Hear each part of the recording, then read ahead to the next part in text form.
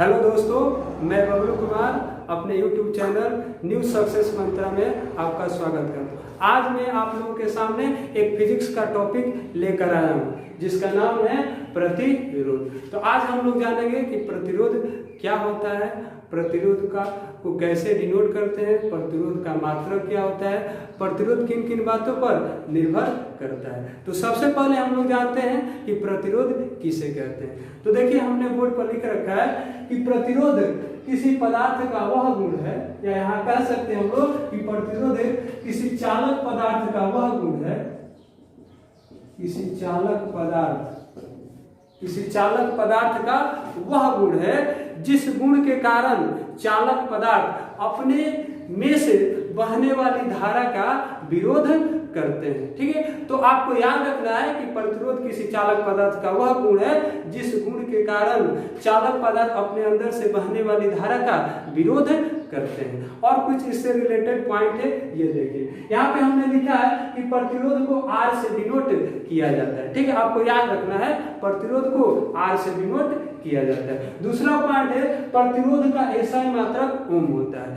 आज से आपको ये बात याद रखना है कि प्रतिरोध का एसआई मात्रक ओम होता है। ठीक है, और अगला पॉइंट है प्रतिरोध का सिंबल।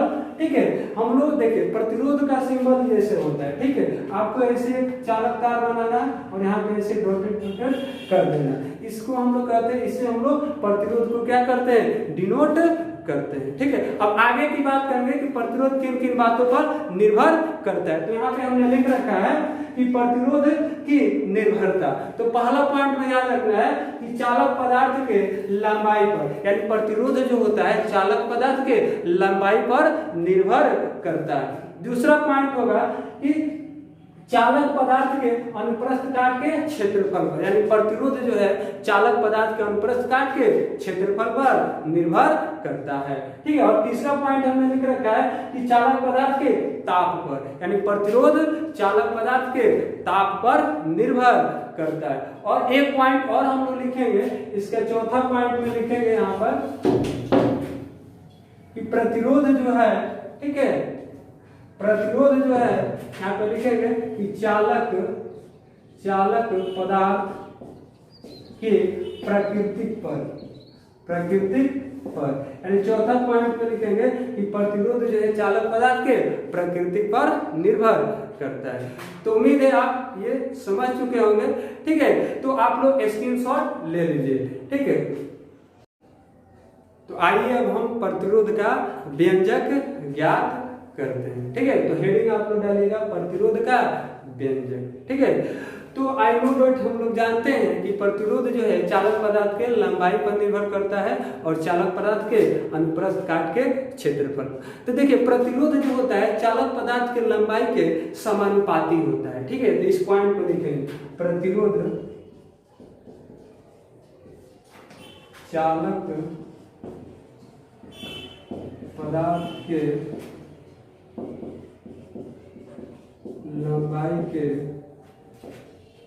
के समानुपाती होता है,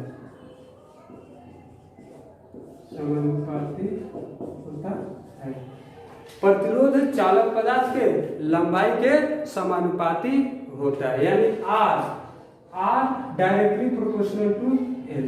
ठीक है, आपको याद रखना है R directly proportional to L। ठीक है, और दूसरे पॉइंट में लिखेंगे, ठीक है, प्रतिरोध जो होता है चालक पदार्थ के अनुप्रस्थ काट के क्षेत्रफल के व्युत क्रमानुपाती होता है। तो इस पॉइंट पर हम लोग लिखेंगे प्रतिरोध चालक पदार्थ के अनुप्रस्थ काट के क्षेत्रफल के व्युत क्रमानुपाती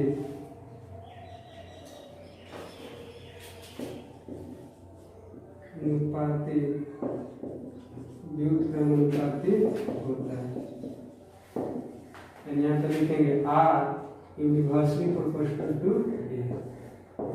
तो यहाँ पे हमने देखा कि प्रतिरोध जो होता है चालक पदार्थ के लंबाई के समानुपाती होता है तथा ठीक है, प्रतिरोध चालक पदार्थ के अनुप्रस्थ काट के क्षेत्रफल के व्युत्क्रम क्रमानुपाती होता है। तो हमने इसको इक्वेशन 1 मान लिया, इसको इक्वेशन 2 मान लिया। अब हम लोग क्या करेंगे, फर्स्ट समीकरण 1 और समीकरण 2 से देखेंगे।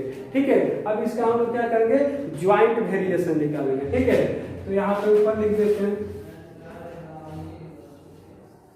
यहाँ पे लिख देते हैं समीकरण 1 और 2 से, समीकरण 1 और 2 से। तो समीकरण 1 हमारा ये था, यानी R समानुपाती L, ठीक है, और समीकरण 2 था R व्युत्क्रमानुपाती A। यहाँ पर लिखेंगे ज्वाइंट वेरिएशन, ज्वाइंट वेरिएशन। तो ज्वाइंट वेरिएशन से हो जाएगा, यानी ये हो जाएगा R, ठीक है, R समानुपाती L बाई A। अब हम क्या करेंगे, इस समानुपातिक चिन्ह को हटाएंगे। तो समानुपातिक चिन्ह को हटाने के लिए हम लोग एक कांस्टेंट का प्रयोग करते हैं, एक नियतांक का प्रयोग करते हैं। तो यहाँ पे हम एक नियतांक ले लेते हैं, यानी R बराबर हो जाएगा रो L बाई A, वेयर रो बराबर चालक पदार्थ की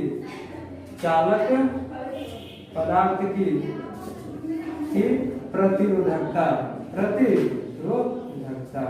ठीक है, तो यहाँ पे हमने एक कांस्टेंट रो लिया, जिसे हम लोग चालक पदार्थ की क्या कहते हैं जी, प्रतिरोधकता कहते हैं। तो यहाँ से हमें प्रतिरोध का क्या मिला जी, formula rho into L by A मिला। अब आपको याद रखना है कि प्रतिरोध का फॉर्मूला क्या होता है, रो। तो अब हम लोग समानुपातिक चिन्ह को हटाने के लिए कांस्टेंट का प्रयोग करेंगे। तो यहाँ पे समानुपातिक चिन्ह को हटाने के लिए हमने एक कांस्टेंट लिया है रो। तो यहाँ पे हमने लिख दिया है रो है कि क्या है जी, कांस्टेंट है, यह रो का सिंबल है। ठीक है, तो यहाँ पे और यह रो होता क्या है, तो रो बराबर होता है चालक पदार्थ की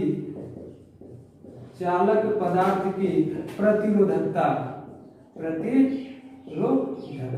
ठीक है, तो अब आपको याद रखना है कि R बराबर जो होता है रो अपन क्या होता है, L अपन A, यानी रो R बराबर होता है रो इनटू L बाई A होता है। ठीक है, तो आपको अब से प्रतिरोध का फॉर्मूला याद रखना है कि R बराबर रो L बाई A होता है। ठीक है, तो आज के लिए इतना है, फिर मिलते हैं आपसे नेक्स्ट वीडियो में।